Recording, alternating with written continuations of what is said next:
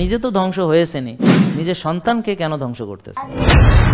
যত process food আছে সবচেয়ে বেশি ভয়ঙ্কর হলো ড্রাগস ইটসেলফ, 100% কেমিক্যাল। আর ডাক্তারের কাজ হচ্ছে রোগের চিকিৎসা করা, রোগীকে ওষুধের ভিতর চুবায় রাখা ডাক্তারের কাজ না। ডাক্তারদের প্রশ্ন করেছিলাম, তারা কি আপনাদের কাছে রোগ পুষতে আসে নাকি ওষুধ মুক্ত হইতে আসে? প্রসেস ফুড, এই যে গাট ব্যাকটেরিয়া, ভালো খাবার খেলে ফাইবার থাকবে, নিউট্রিশন থাকবে, আমার গাটের ভালো ভালো ব্যাকটেরিয়া তৈরি হবে। এই ব্যাকটেরিয়া আপনাকে প্রোটেকশন দেয়। আসসালামু আলাইকুম রহমতুল্লাহি ওয়া বারাকাতুহু। কেমন আছেন সবাই? আলহামদুলিল্লাহ। প্রিয় দর্শক, যারা আপনারা অনলাইনে জয়েন করেছেন, আমাদের কাইন্ডলি কমেন্ট করে জানাবেন আপনারা দেখতে পাচ্ছেন কিনা সঠিকভাবে। আমরা যারা প্রসেসড ফুড খাই, এই প্রসেসড ফুডে আপনার নাই কোনো ভালো ফাইবার, নাই কোনো ভালো পুষ্টি। আর এই যে হোটেলে টোটেলে আমরা গেলেই দেখবেন টেস্টিং সল্ট ব্যবহার করে। এটা একটা সিরিয়াস নিউরোটক্সিন, এটা একটা সিরিয়াস নিউরোটক্সিন। তো টেস্টিং সল্ট দেওয়ার ফলে দেখবেন বাচ্চারা একবার যদি বাইরের খাবার খায়, ঘরের খাবার খেতে ইচ্ছুক না, কারণ ওগুলোর প্রতি তার আসক্তি জন্ম নেয়। এটা হচ্ছে আসক্তি করে, মনোসোডিয়াম গ্লুটামেট, অ্যাডিকশন করে, এবং একটা খাবার তার বেশি বেশি খাইতে মন চায়। আর যেহেতু এই খাবারগুলোতে ডিভয়েড অফ ফাইবার, মানে ভালো ফাইবার নেই, তো এই খাবারটা খেলে দ্রুত সুগার পিক করে।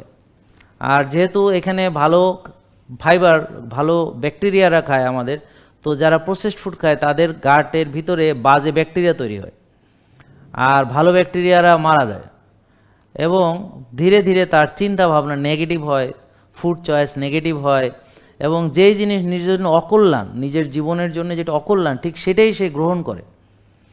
তার ডিসিশনগুলো হয় আত্মঘাতী ডিসিশন। যেই খাবার খেলে সে রুগী হবে, যেভাবে রাত জাগলে সে রুগী হবে, যেভাবে টেনশন করলে তার ক্ষতি হবে, যেভাবে সে অলসতা বিলাসিতা করলে তার ক্ষতি হবে, যেভাবে সে নিজের যত্ন নিবে না, মানে নিজের জন্য ভালো এমন কিছু সে করবে না, এবং নিজের আখেরাতকে সে ধ্বংস করে দুই হাতে, আর দুনিয়াতে রুগী হওয়ার জন্য সে ব্যস্ত। তো এমন সিদ্ধান্ত সে নেয় হলো কারণ সে বুঝতে পারে না, কারণ তার পেটে বাজে ব্যাকটেরিয়া, অতএব সে নিজের জন্য সব খারাপ খারাপ জিনিসগুলো সে সিদ্ধান্ত নেয়। তো সেই তার খাবার চয়েস হবে ক্রিস্পি, ক্রাঞ্চি, ডুবো তেলে ভাজা, বেগুনি, পেঁয়াজও ছাড়া তার ইফতার হবে না, বুঝতে পারছেন? শরবত ছাড়া ইফতার হবে না। তারপরে সে ওই রাত্রে আবার খাবে হলো, কেউ কেউ বিরিয়ানিও খায়, কেউ কেউ কালাবুনা খায় পরোটা দিয়ে, কেউ কেউ মনে করেন যে খুব গুরুপাক খাবার খায়, যেগুলো সহজে হজম হতে চায় না। উচিত হচ্ছে সারাদিন রোজা রেখে পেঁপে, শশা, লাউ, মানে যেগুলো সহজে হজম হয়, পানি দেয়, যেগুলোর ভিতরে মানে পানি থাকে, বডিতে পানি দেয়, জীবন্ত খাবার যেগুলো, মৃত খাবার না। আর মৃত খাবার হলো যেটারে কয়লা বানাইছে, পোড়াইয়া কয়লা বানাইছে, এখন তো আর এই খাবারের কোনো অবশিষ্ট নাই কিছু।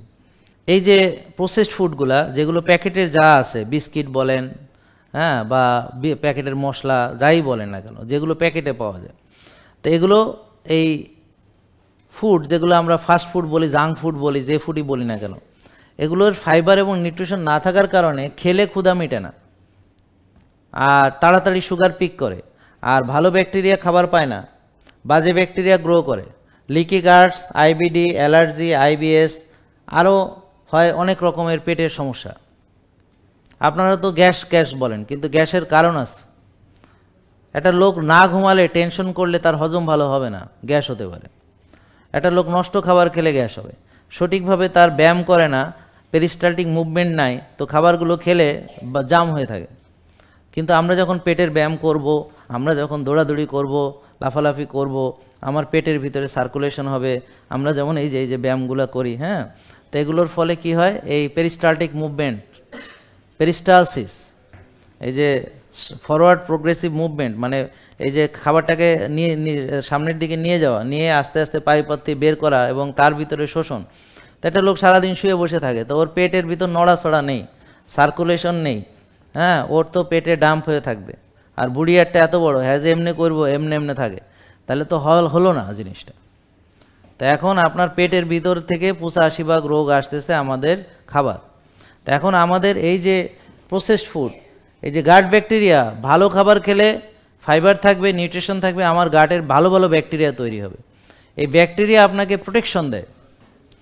কিছু খারাপ ব্যাকটেরিয়া আছে যেমন হেলিকোব্যাক্টর পাইলোরি, সেটা তো আপনাদের জন্য ভালো না, কিন্তু বেশি বেশি ভালো ব্যাকটেরিয়া আমাদের শরীরে আছে। তো এই যে আলোচনাগুলা, এগুলো সবার জানা দরকার। বাচ্চাদের খাবার চয়েস কী হবে এগুলো শেয়ার করা দরকার। তা আপনারা যারাই আছেন আশা করি সবাই শেয়ার করবেন, ফেসবুকে এবং ইউটিউবে যারা দেখছেন সরাসরি। এবং এগুলো আপনারা জানেন কিনা, আপনাদের সবাইকে বুঝান কিনা, বাচ্চাদেরকে এভাবে বুঝান কিনা। এবং আপনারা দেখবেন যাদের বাচ্চারা যত বেশি প্রসেসড ফুড খাবে, পরবর্তীতে ধীরে ধীরে তাদের বাচ্চারা তত বেশি গার্জিয়ানের সঙ্গে সম্পর্ক থেকে কাট অফ হয়ে যাবে।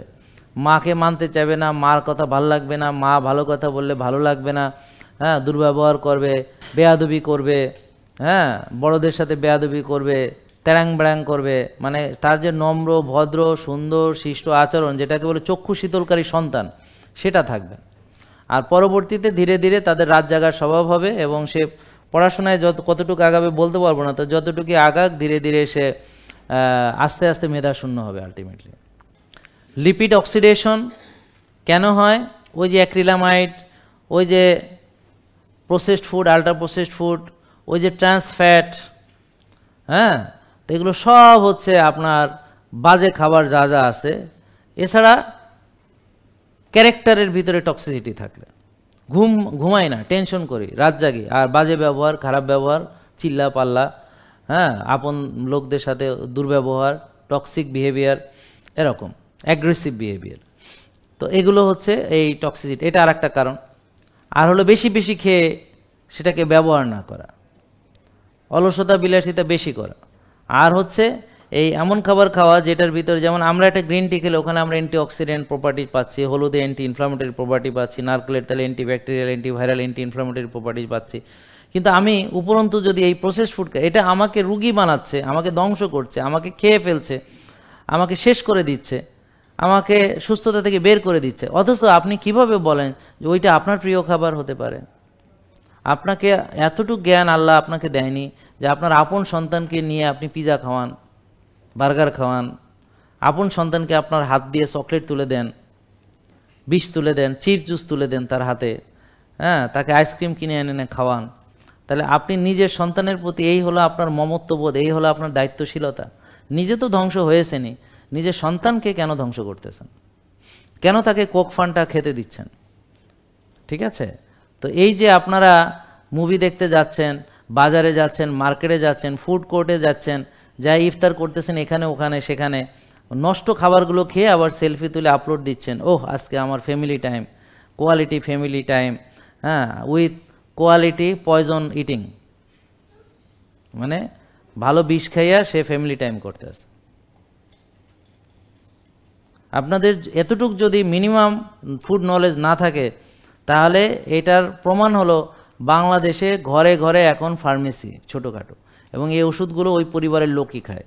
তো তাদের যে মিনিমাম ফুড নলেজ নেই তার প্রমাণ হলো বাস্তবে যে তারা ওষুধ খাচ্ছে।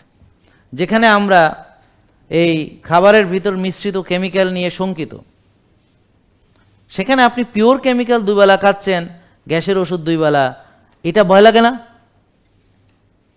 পিওর কেমিক্যাল, ওটার ভয় লাগে না? ওটা তো পিওর কেমিক্যাল, 100 কেমিক্যাল, সেটা ভয় লাগে না কেন? ডায়াবেটিস ওষুধ বছর বছর করছেন, পিওর কেমিক্যাল, ভয় লাগে না কেন? পিওর কেমিক্যাল ইঞ্জেকশন মারতেছেন, ভয় লাগে না কেন?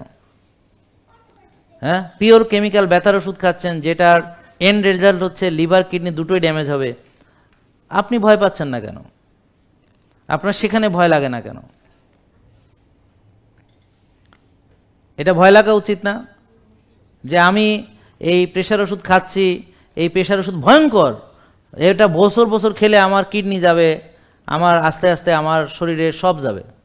এবং যারা খাচ্ছে ডোজ বাড়ছে, তাহলে এই হাই ডোজ হচ্ছে কম্বিনেশন হচ্ছে, হ্যাঁ, 5/10, 5/20, 5/40, 10/40, এই যে কম্বিনেশন, একবেলা দুবেলা রেগুলার খাচ্ছেন, এই যে কেমিক্যাল পিওরটা খাচ্ছেন রেগুলার, সেখানে আতঙ্কিত হচ্ছেন না কেন? যেখানে আপনারা এখন অনেক সচেতন হচ্ছেন, কোথায় কেমিক্যাল ফার্টিলাইজার দেয়, পেস্টিসাইড দেয়, হাইব্রিড কোনটা, হ্যাঁ, ন্যাচারাল কোনটা, খুবই ভালো, মাশাআল্লাহ, খুব ভালো, হ্যাঁ, বাতাসে কেমিক্যাল, বায়ু দূষণে বাংলাদেশ চ্যাম্পিয়ন, হ্যাঁ, গাছ বৃক্ষ নিধন হচ্ছে, গাছ কেটে ফেলছে, পরিবেশ নষ্ট হচ্ছে, মাটি নষ্ট হচ্ছে, খুবই ভালো মাশাআল্লাহ, অত্যন্ত সচেতন, কিন্তু সেই লোক কেমনে ওষুধ খাইতে ভয় পায় না, এটা তো বুঝলাম না। সে ওষুধকে পবিত্র মনে করে খেয়ে যাচ্ছে, এখানে ভয় লাগে না কিসের জন্য? এটা তো আরো ভয়ঙ্কর। তাইলে এই যে যত প্রসেস ফুড আছে, সবচেয়ে বেশি ভয়ঙ্কর হলো ড্রাগস ইটসেলফ, 100% কেমিক্যাল। বুঝেন নাই কথা? তো আপনারা যদি বলেন যে না আমরা এটা বিশ্বাস করি না, ঠিক আছে, তাহলে আপনি বছর বছর খেয়ে দেখেন আপনার সমস্যা হয় কিনা। তাহলে প্রিয় দর্শক যারা অনলাইনে দেখছেন, সবাই শেয়ার করবেন প্লিজ। আমরা চাই যে একটু সবাই শেয়ার না করলে এটা মানুষের কাছে পৌঁছাবে না, আর না পৌঁছালে মানুষ বাঁচবে না, বুঝবে না, অ্যাটাক করার পরে বুঝবে। অথচ আপনি হার্ট অ্যাটাক করার 40-50 বছর আগে থেকে আপনার কিন্তু এই প্রক্রিয়া শুরু হয়, ব্লক হওয়ার প্রক্রিয়া। একটা ব্লক এক রাতে হয় না, 1%, 2%, 3%, 10% হতে হতে হতে হতে 100% হতে কারো 40 বছর, 50 বছর, 60 বছরে যে হয়। কিন্তু আমরা আপনাদেরকে হওয়ার বহু আগে বলে দিতে পারবো যে হ্যাঁ আপনার শরীরে ব্লক হওয়ার মতো উপাদান আছে কিনা। সেটা তো পরীক্ষার মাধ্যমে বলতে পারবো, কিন্তু আপনার চরিত্র বিশ্লেষণ করে বলে দিতে পারবো। যে এইসব প্রসেস ফুড খায় হচ্ছে, তার কোনো সন্দেহ নাই। যে খাওয়ার উপরে খায়, বারবার খায়, তার হচ্ছে। যে মোটা হচ্ছে, দিন দিন পেট বাড়ছে, ভুঁড়ি বাড়ছে বা ওজন বাড়ছে, হ্যাঁ, তো তার হচ্ছে।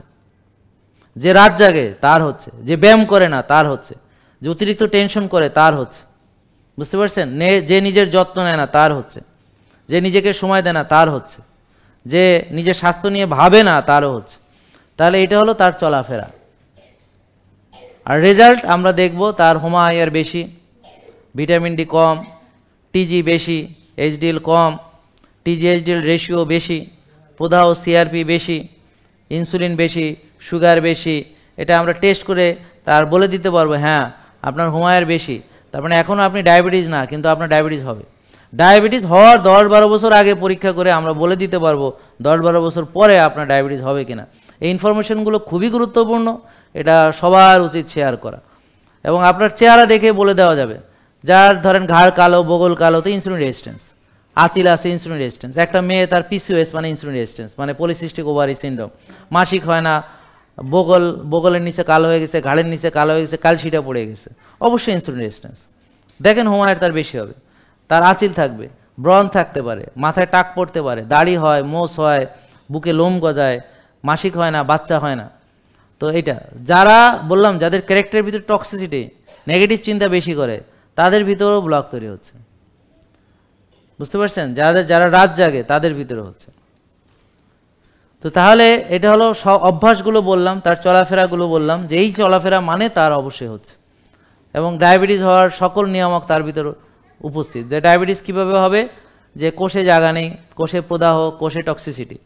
তাহলে কোষে জায়গা নেই মানে বেশি খায়, বার্ন করে না, বারবার খায়, ব্যায়াম করে না, কাম করে না, ওদিকে টেনশন করে, রাত জাগে, নিজের যত্ন নেয় না, ঘাসে হাঁটে না, রোদে যায় না, হ্যাঁ, ওভাবে রোজা রাখে না, 6 বেলা খায়, তো তার ডায়াবেটিস হবে।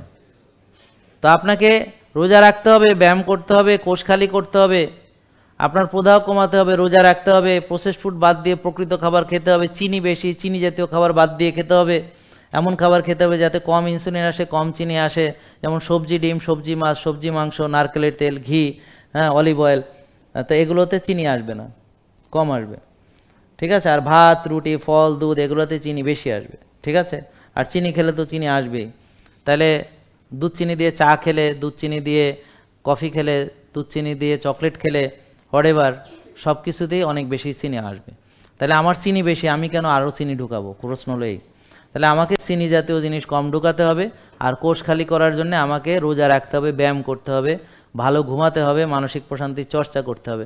টেনশন করলে, রাত জাগলে সুগার বেড়ে যায়, তাহলে সুগার কমাতে হলে মানসিক প্রশান্তির চর্চা, হ্যাঁ, আমরা প্রশান্ত আত্মার চর্চা করতে হবে এবং ভালো ঘুমাতে হবে। রাত জাগলে টেনশন করলে বাড়ে। তো এখন আপনি রাতে ঘুমাতে পারবেন না, এত বড় বিজনেসম্যান, এত বড় আপনি কাজ করেন, এত কাজ করেন, তো ঠিক আছে ঘুমায়েন না, কিন্তু সুস্থ থাকতে চান কেন? আবার বলেন কেন যে আপনার রোগ হবে না, বা আবার চিকিৎসাও করেন, হ্যাঁ, বাঁচতে চান রোগ থেকে, এটা তো সম্ভব না ভাই। ওষুধ দিয়ে তো কেউ বাঁচতে পারবে না। ওষুধ খেতে খেতে খেতে খেতে হার্ট অ্যাটাক হবে, ওষুধ খেতে খেতে খেতে খেতে কিডনি নষ্ট হবে, ওষুধ খেতে খেতে খেতে খেতে চোখ নষ্ট হবে, খেতে খেতে খেতে খেতে লিভার ড্যামেজ হবে। যারা খাচ্ছে তাদের এটা হবেই হবে, আপনি শুধু অপেক্ষা করেন। এবং যদি মনে করেন যে না আমি এটা বিশ্বাস করি না, আমি বিশ্বাস করি না, তাহলে যান যারা খাইতেছে এখনই গিয়ে দেখে আসেন যে 10 বছর ওষুধ খাইছে তার কি পরিণতি, 20 বছর খাইছে তার কি পরিণতি, 30 বছর খাইছে তার কি পরিণতি। আর 40 বছর বললাম না, কারণ ও এখন আছে কিনা পৃথিবীতে এটা নিয়ে আমি সন্দিহান। হ্যাঁ, তো এরকম 40 বছর খাওয়ার পরে টিকবে কিনা আছে। তো যারা খাচ্ছে তাদের পরিণতিগুলো দেখবেন না, যে চিকিৎসা করতে করতে তার এখন কোথায় এসে দাঁড়াইছে। তা এখন আপনারা, আমি কালকে একটা ভিডিও দিয়েছিলাম, আপনারা দেখেছেন কিনা, সেটা হলো ডাক্তারদের প্রশ্ন করেছিলাম যে মানে কি বলে, হে ডাক্তারগণ, তো আপনারা একটু আপনার রোগীদেরকে জিজ্ঞেস করবেন তারা কি আপনাদের কাছে রোগ পুষতে আসে নাকি ওষুধ মুক্ত হইতে আসে, তারা কি ওষুধ খেতে আসে নাকি রোগ থেকে মুক্তি লাভের জন্য আসে, একটু জিজ্ঞেস করেন।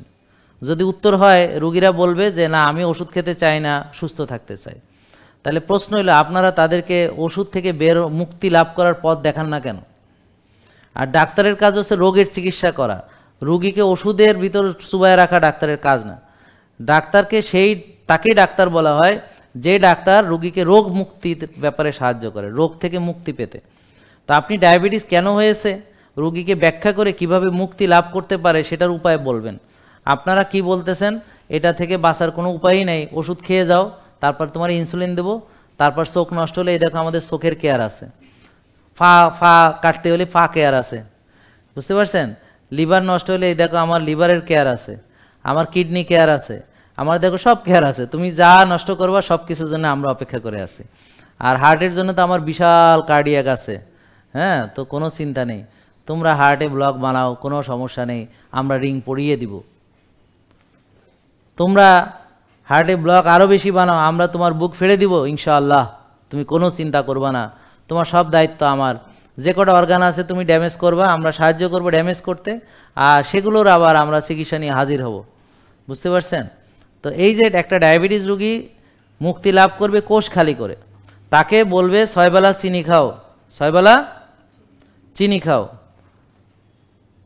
আর ভাত মানে চিনি, রুটি মানে চিনি, ফল মানে চিনি, দুধ মানে চিনি, তাহলে 6 বেলা চিনি খাও। এই যে দেখেন বইয়ে লিখে দিয়েছে, সকাল 7টা 8টার ভিতরে রুটি মানে চিনি, তারপর আবার ডিম কুসুম ছাড়া, কুসুমে অপরাধ করছে, নাউজুবিল্লাহ মিন জালেক, আল্লাহ ভুল করে ডিমের মধ্যে কুসুম দিয়ে হেলাইছে। তো কোটি কোটি বছর মানুষ এই কুসুম লগে ডিম খাইছে। এখন আধুনিক বিজ্ঞানীরা মানে অত্যন্ত ভালো গবেষকরা বাইর করছে কুসুমের মধ্যে ঝামেলা, তো তোরা কুসুম ছাড়া ডিম খাবি। তো কথা হলো এই কুসুম ছাড়া ডিম খাইছে যে 10 বছর ধরে ডায়াবেটিস চিকিৎসা করা হয়, তো ডায়াবেটিস কিন্তু মুক্ত হয় নাই, বরং ওষুধ বাড়ছে, এখন ইনসুলিনে যুক্ত হয়েছে। তা কুসুম ছাড়া ফালাইয়া দিয়া খাইয়া আমার লাভটা হলো কি?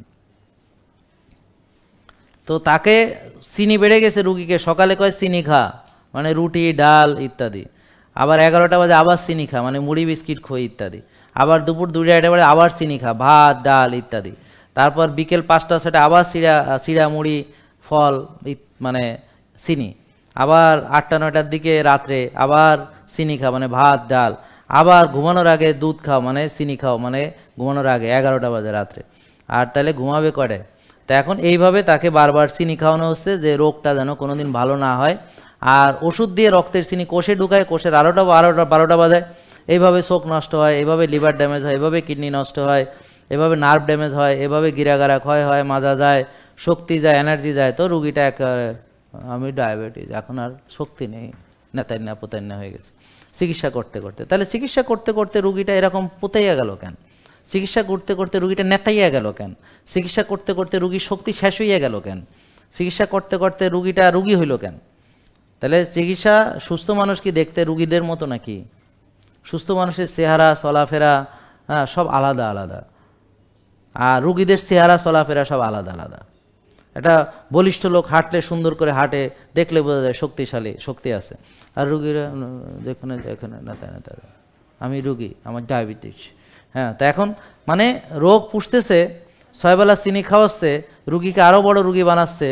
হ্যাঁ, এইটা হচ্ছে পবিত্র, কারণ কি আপনারা সেটাই বিশ্বাস করেন, সবাই যেটা করে।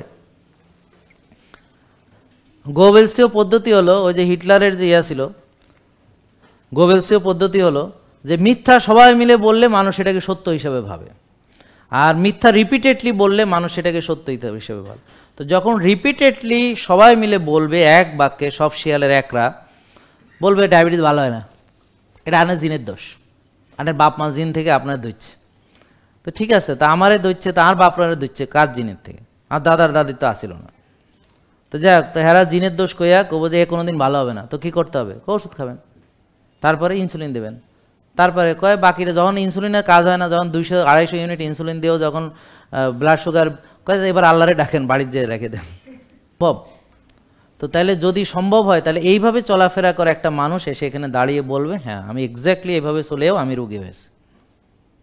আসেন, আপনাদের মধ্যে কেউ নেই? একজনও নেই যে আল্লাহর দেওয়া নীতি মেনে চলেন? একজনও নেই আপনারা যে কোরআন হাদিস মানেন? একজনও নেই। বলেন কি? বলেন কি? আপনারা না কোরআন হাদিস মানেন? তাহলে আল্লাহর আয়াতগুলোকে অস্বীকার করতেছেন যে প্রতিনিয়ত, যে আল্লাহ যে প্রকৃত খাবার খেতে বলছেন, পিওর ফিড, হালালাং তৈবান। হোয়াট ইজ তৈবা? তৈবা মানে কি? তৈবা মানে কি processed food, ultra processed food, যেটা আপনার জন্য ক্ষতি, যেটা আপনার 60-70টা রোগের কারণ, এটা কি তৈবা? বাবারে তৈবা মানে কি এটা? তাহলে হলকম পর্যন্ত খাওয়া কি আপনার আল্লাহ বলেছেন? হ্যাঁ, একটা খাওয়ার উপরে আরেকটা খাইতে কইছেন? নাকি রোজা রাখতে বলছেন?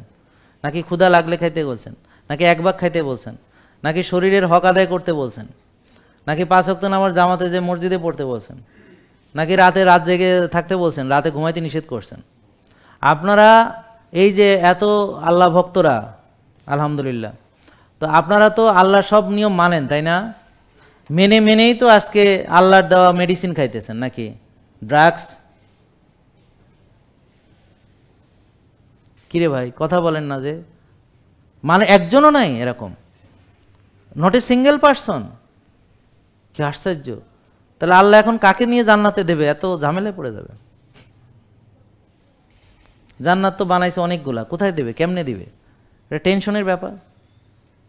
তা আপনি কি জানেন যে একটা আয়াতকে অস্বীকার করাও কত বড় গুনার কাজ? সিঙ্গেল আয়াত। তা আপনি তো অনেকগুলো অস্বীকার করতেছেন, ঘুমের ব্যাপারে, খাওয়ার ব্যাপারে অনেকগুলো অস্বীকার করতেছেন। তাহলে আপনি প্রকৃত মুসলিম মানে সুস্থ, বিলিভ মি। প্রকৃত মুসলিম মানে তাকতওয়ালা বেড়া, শক্তিশালী। শক্তিশালী মুমিন আল্লাহর কাছে বেশি প্রিয়। তো চলেন দুর্বলের চর্চা করি। আল্লাহ যেহেতু শক্তির চর্চা করতে বলেছেন, আল্লাহর কাছে শক্তিশালী মুমিন আর একটা দুর্বল মুমিনের চেয়ে বেশি প্রিয় কেন বলতে পারবেন? কারণ সে আল্লাহর জমিনে আল্লাহর দিন কায়েমের জন্য উপযুক্ত, কারণ সে প্রতিকূলতার ভিতরে বুক চেতায় দাঁড়ায় থাকতে পারবে। আর যে বেটা নিজেই কায়েম নাই, বিছানায় শীত পটাং, হ্যাঁ আবার কি কায়েম করবো? হ্যাঁ তো নিজেই ফটাং শীত। হ্যাঁ নামাজই পড়তে পারেন না, সেজদা দিয়ে, আর গিরা শেষ, মাজা শেষ, হ্যাঁ বলে কায়েম করবো, নিজেই শীত পটাং এ বলে কায়েম করবে। আমির হামজা রাদিয়াল্লাহু তাআলা আনহু, হযরত আলী রাদিয়াল্লাহু তাআলা আনহু, আপনারা হলেন তাদের ডিসেন্ডেন্ট।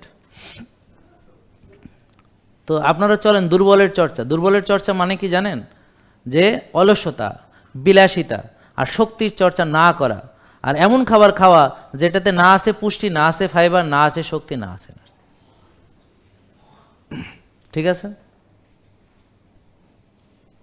তাহলে এই যে যেই খাবারটা দেখেন, এই যে সোডিয়াম অক্টানাইল সাকসিনেট, ফসফরিক অ্যাসিড দাঁতের ক্ষয় করে, আবার কেউ কেউ ডায়েট কোক খায়, আর্টিফিশিয়াল সুগার, কেউ কেউ জিরো ক্যাল খায়। ওরে মা, আর্টিফিশিয়াল চিনি! তোমাকেও চিনি মনে হয় যে কোনো জায়গা দিয়ে পুশ করে দিলে ভালো হতো, কফি আনে মার মতো। মানে তোমাকে চিনি এত প্রিয় যে কেমিক্যাল খাইতে হবে, তোমার চিনির বদলে কেমিক্যাল খাইতে হবে। কেন রে ভাই, কেন? এই আর্টিফিশিয়াল সুগার, এটা যে কত ভয়ঙ্কর, এটা প্রথমে একটা কীটনাশক তৈরি করতে গিয়ে তারা আবিষ্কার করে একটা সাদা পদার্থ যেটা খেতে মিষ্টি কিন্তু চিনি না। তো এটার ক্ষতিকর দিক কি? এটা প্রদাহ তৈরি করে, গার্ড ব্যাকটেরিয়াকে মেরে ফেলে, ভালো ব্যাকটেরিয়াগুলোকে, অ্যান্টিবায়োটিক যেভাবে ব্যাকটেরিয়াগুলোকে মেরে ফেলে। তো আর্টিফিশিয়াল সুগার খেলে আপনার বোধ বুদ্ধি নষ্ট হবে, আপনার পেটে বাজে ব্যাকটেরিয়া এবং ভালো ব্যাকটেরিয়াগুলো মারা যাবে, বাজে ব্যাকটেরিয়া তৈরি হবে। আর এই যে যারা ডায়েট কোক খায় তাদের বুদ্ধি হাঁটুর তলায়, বুঝতে পারছেন? এদের কোনো বুদ্ধি নেই। নিজের যে ক্ষতি করে, পাগলে নিজের ভালো বোঝে, ও নিজের পায়ে নিজে কুড়াল মারে, ওর বুদ্ধি হতে পারে না, ওর বুদ্ধি থাকা অসম্ভব। এখন বুদ্ধি আছে কিন্তু আসলে নলেজ নাই। নলেজ নাই বলে তার বুদ্ধি আছে, ব্যবসায়িক বুদ্ধি, হ্যাঁ, বাটপারি বুদ্ধি, সিটিংবাজি বুদ্ধি, মেলা বুদ্ধি অনেক রকম আছে, কিন্তু নিজের ভালো বোঝার বুদ্ধিটা নেই। নিজের সাথে সে নিজে জুলুম করতেছে, তার বুদ্ধি চিন্তা করেন। সে নিজের পেটে বিষ ঢুকাচ্ছে, তার বুদ্ধি চিন্তা করেন। তো এগুলো বুঝতে হবে, এগুলো না বুঝলে হবে না। তো এখন এই যে এই একটা জিনিসই আপনার ডায়াবেটিস, হৃদরোগ, হাইপারটেনশন এবং এর যে কমপ্লিকেশনস আছে, ডেন্টাল ইরোশন, অবেসিটি এবং তার যে কমপ্লিকেশনসগুলো আছে, ব্রেন স্ট্রোক থেকে শুরু করে আরও অনেক কিছু, সব কিছুর জন্য এটা দায়ী। তবে এই একমাত্র কারণ নয়। এই যে প্রসেসড ফুডগুলো আপনি খান, সেটাতে যেহেতু খেলে ক্ষুধা মেটে না, দেখবেন ভর পেট খাওয়ার পর একটু পর আবার খিদে লাগছে, গোগ্রা আসে খায়, আবার খিদে লাগছে, এটা ক্ষুধা মেটে না। তো এই জন্যে এগুলো খেলে সবসময় অলওয়েজ হাংরি। এই যে আজকালকার ইয়াং জেনারেশন যারা এইসব খায়, হাংরি, অলওয়েজ হাংরি, যে কোনো সময় যে কোনো কিছু খাইতে পারে, তারা খাই খাই একটা ভাবতে। কিন্তু রিয়েল ফুডটা খান, দেখবেন অনেকক্ষণ খিদা লাগবে না, ইউল বি স্যাটিসফাইড, ক্ষুধা লাগবে না, অনেকক্ষণ ফুলফিল থাকবেন, ক্ষুধা লাগবে না। তারপরে এই যে ড্রিঙ্কসগুলো, যেগুলো সফট ড্রিঙ্কস, এগুলো রিয়েলি সফট না, এগুলো হার্ড, কারণ কোমল পানীয় না এগুলো। এটা হাইলি অ্যাসিডিক এবং এটা হলো হাইপারটনিক সলিউশন, শরীর থেকে পানি টেনে নিয়ে যায়। অর্থাৎ এটা খেলে আপনার ক্ষুধা মিটবে না, বরং আরও তৃষ্ণা মিটবে না, আরও তৃষ্ণা লাগবে। এই জন্য তারা একটা কথা সবসময় বলে যে যত খাও তৃষ্ণা মেটে না, যত খাও তৃষ্ণা মেটে না। ইটস লিটারালি ট্রু, তারা মিথ্যা বলেনি, বুঝতে পারছেন? আবার ওইখানে বলছে যে তুমি এখানে কম খেয়ে যেতে পারবা না, বুঝতে পারেন? মানে এখান থেকে কম খেয়ে যেতে পারবা না, লিখে দিছে যে এখান থেকে কম খেয়ে যেতে পারবা না। এই খাবার যেই খাবে, এখানে এমএসজি দেওয়া আছে, বেশি খাইতে হবে, কারণ আবার খাওয়ার পর আবার ক্ষুধা লাগে, আবার যাই খাবে, ক্ষুধা মিটবে না। তাহলে রিয়েল ফুড হচ্ছে সেইটা। রিজিক মানে কি? রিজিক মানে বুঝছেন, রিজিকের ভিতরে কিন্তু অনেক কিছু আছে। তো বলেছে রিজিক হচ্ছে এমন রিজিক যেটা তোমাকে শক্তিশালী করে, যেই খাবারটা তোমাকে শক্তিশালী করে, যে খাবারটা তোমাকে শক্তি দেয়, তোমার গঠন হবে, শক্তি হবে, এনার্জি হবে, স্ট্রেংথ হবে। তাহলে আপনারা যে এখন দুর্বল, অবশ্যই আপনার খাবার দুর্বল। আপনারা যে রোগী, তার মানে অবশ্যই আপনার খাবার খারাপ। আপনারা যখন ওষুধ খান, তার মানে অবশ্যই আপনি নষ্ট খাইছেন, কোনো সন্দেহ নেই। তাহলে আপনার খাবার নষ্ট হওয়ার ফলে আজকে আপনার এই পরিণতি, আপনি দুর্বল, অক্ষম।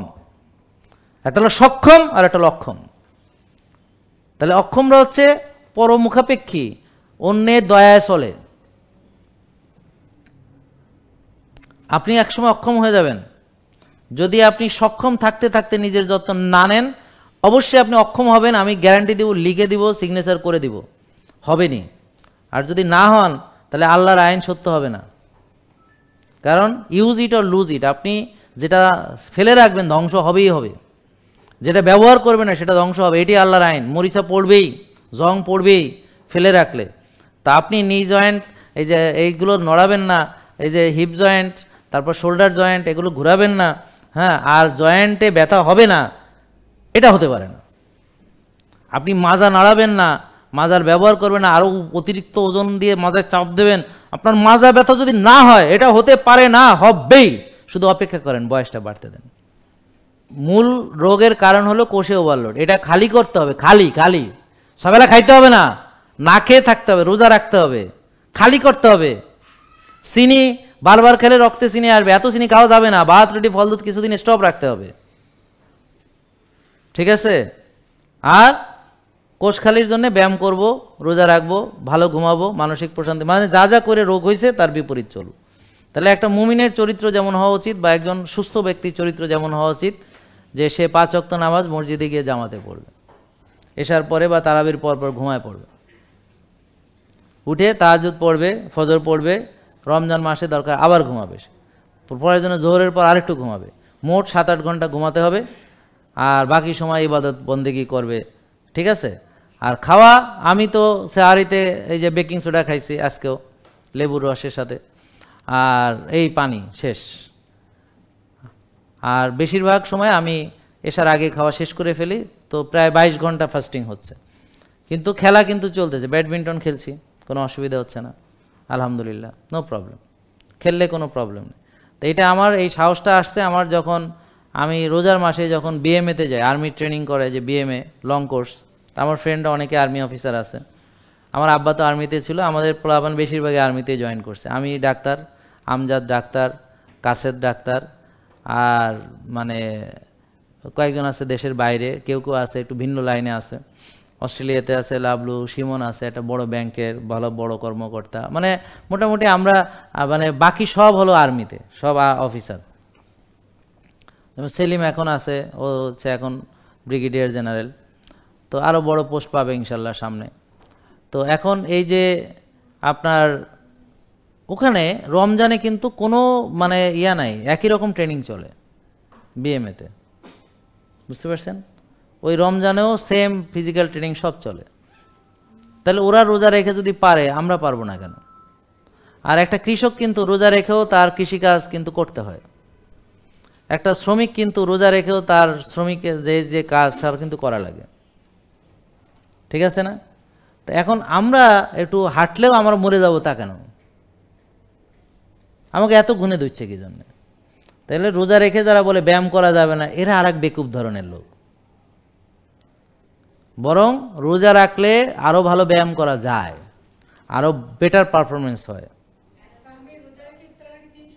হ্যাঁ, কেন? কারণ ওই সময় বডিতে সুগার ইনসুলিন কম থাকে এবং গ্রোথ হরমোন বেশি থাকে, তো যার ফলে বডিটার ভিতরে নিজস্ব এনার্জি খরচের যে প্রক্রিয়া সেটা আবার জাগ্রত হয়।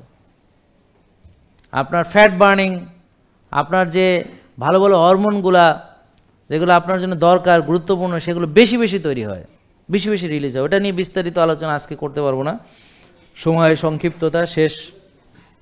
তবে এটা আপনারা কাইন্ডলি নিজেরা ট্রাই করে দেখতে পারেন, যে আপনার কিচ্ছু না, যে জাস্ট ধরেন ইফতারের ধরেন আধা ঘন্টা বা 30-40 মিনিট আগে একটু এমনি এমনি লাফান, হালকা ফ্রি হ্যান্ড কিছু করেন, দেখবেন শরীরটা একটু গরম হয়ে যাবে, আবার দেখবেন ভালো লাগা শুরু হয়েছে, আবার দেখবেন একটু আপনার শরীরটা হালকা হালকা ঘাম, দেখবেন এবার এনার্জি পাইতেছেন। নাহলে কিন্তু দুর্বল লাগবে, মনে হবে পড়ে যাবো, মনে হবে যে সারাদিন রোজা রেখে দুর্বল। কিন্তু যেই করবেন সেই আবার দেখবেন মানে শক্তি এমনি আসবে না, আনতে হবে। আমরা বুঝলাম যে ইনসুলিন রেজিস্ট্যান্স হচ্ছে ডায়াবেটিস হওয়ার অনেক আগে শুরু হয়। তাহলে হুমায়ার 1 থাকলে ভালো, বেশি হলে কমাতে হবে। তা এখন যেই বাচ্চা বিকলাঙ্গ তারও হুমায়ার 1 থাকতে হবে, যেই বাচ্চা বুদ্ধি প্রতিবন্ধী তারও হুমায়ার 1 থাকতে হবে, আর যেই বাচ্চা একদম সুস্থ তারও 1 থাকতে হবে। এই হচ্ছে কথা। যেই বুড়া আজকে এত 10টা ওষুধ খায় তারও হুমায়ার 1 থাকতে হবে, আর যে এখনও অসুখ তো হয় নাই, বুড়ো হয়ে গেছে কিন্তু অসুখ হয় নাই, তারও হুমায়ার 1 থাকতে হবে। তো এটার ব্যাপারে এটা ইউনিভার্সাল। তাই আপনার যদি বেশি থাকে কমাইতে হবে। কীভাবে কমাইতে হবে? রোজা, ব্যায়াম, ঘুম, মানসিক প্রশান্তি, উপযুক্ত খাবার, যেটা আপনার রিপোর্টের আলোকে আসবে আমরা সেটা বুঝাবো, আমার ডাক্তার বুঝাবো, আমার পুষ্টিবিদ বোঝাবো। এখানে দেখেন একটা লোক আমাদের এখান থেকে বিনামূল্যে এতগুলো সার্ভিস নিয়ে গেল, তাই না? নিপা কোনো টাকা লাগেনি। এর আগে বহু টাকা দিয়ে ডাক্তার দেখায়, তার গর্ভে বাচ্চা আসেনি, এখন বিনামূল্যে পরামর্শ নিল, ইয়া করলো, তো এখন সে ভালো হলো। তো এখন এইটা সবার সামনে বলতে পারবে না, সমস্যা, তাহলে অসুবিধা। এবার বুঝতে পারছেন? তো অনেকে আমাকে বলে, স্যার আপনি ডাক্তারদের ক্লাস নেন, এই নেই সেই নেন, কারণ আমি বলি আমি 10 বছরদের ক্লাস নিয়েছি। তো এরা কি করে, কোনো একটা সমস্যা হলে সব জায়গায় যে কমেন্ট করে, এই করে সে করে, কিন্তু উপকার পাইলে সেটা কোথাও স্বীকার করে না। তো বলেন হুমায়ার কত? 1। টিজিএইচডি রেশিও সিআরপি 3, সিআরপি মানে প্রদাহ। তাহলে টিজিএইচডি রেশিও কেন বাড়ে? অক্সিডাইজড কোলেস্টেরলের মাত্রা, আমরা এটা নিয়ে আলোচনা করেছি। প্রদাহ কেন বাড়ে? ওই যে processed food, ultra processed food এবং ডুবো তেলে ভাজা, এবং এগুলো নিয়েও আলোচনা করেছি। আর মানসিক প্রশান্তির চর্চা লাগবে, ঘুম ভালো লাগবে, এগুলো লাগবে, এটা নিয়ে আলোচনা করা হয়েছে, ঠিক আছে? তাহলে হুমায়ার কমাতে হলে কোষ খালি করতে হবে, মানে রোজা, ব্যায়াম, ঘুম, মানসিক প্রশান্তি, শেষ। আর ইনসুলিন কমাতে হলে ভাত রুটি ফল দুধ সাময়িক বন্ধ থাকবে, চিনি কমাতে হলে ভাত রুটি ফল দুধ সাময়িক বন্ধ থাকবে, পরে আবার আমরা খাবো ইনশাল্লাহ, ঠিক আছে?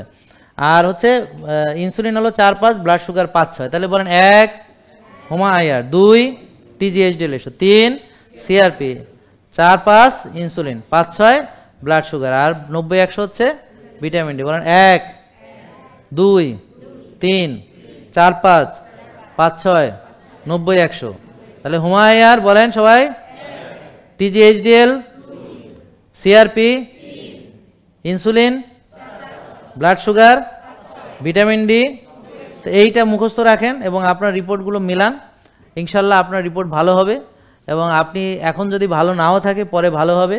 এবং আমি বললাম তো, আপনারা আল্লাহর উপর বিশ্বাস রাখেন রে ভাই, আপনি যদি আপনার ইমিউন সিস্টেমকে যেভাবে কোরআন হাদিসে বলা হয়েছে ঠিক সেভাবে খাবার দাবার ডিসিপ্লিন সুন্দর করে দেন, আপনাকে মিরাকল ঘটাতে আল্লাহ তাআলা সাহায্য করবেন এবং আল্লাহর সাহায্য থেকে কেউ নিরাশ হবেন না, কেউ নিরাশ হবেন না। তো সবাই আল্লাহকে খুশি করেন এবং তিনি আপনাকে সাহায্য করবেন রোগ মুক্ত হতে এবং সুস্থতা ফিরে পেতে। আসসালামু আলাইকুম ওয়া রাহমাতুল্লাহি ওয়া বারাকাতুহু।